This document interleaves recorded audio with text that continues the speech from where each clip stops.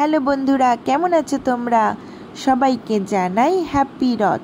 কালকে আমাদের এখানে রথ টানা হয়েছিল বলে আমরা রথের মেলায় যাইনি, তাই আজকে বিকেল বিকেল বেরিয়ে পড়েছিলাম রথের মেলা দেখার উদ্দেশ্যে।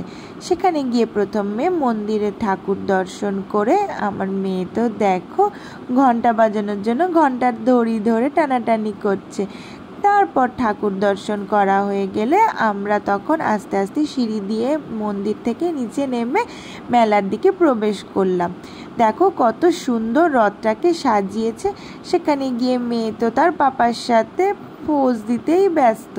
তারপর মেলায় ঢুকলাম। মেলাতে কিছু কেনার থেকেও দেখতে আমার বড্ড বেশি ভাল লাগে। যতই বড় হয়ে যায় না কেন, মেলা যেন আমার কাছে এক অন্যরকম আকর্ষণ। যে কোনো মেলাতে যেতে যেন আমাকে হবে। মেলায় কিছু টুকটাক জিনিস কেনার পরে দেখি পাশেই একটা নার্সারির মতন দোকান দিয়েছে। মানে মেলায় যে গাছ বিক্রি হয় এটা আমি এইবার প্রথম দেখলাম।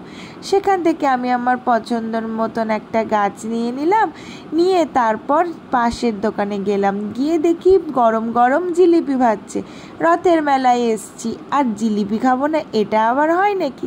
জিলিপি নেওয়া হয়ে গেল, এইবার বাড়ির দিকে যাচ্ছি। মেয়ে আর তার পাপাকে দেখো নিজেরাই নিজেদের নিয়ে ব্যস্ত।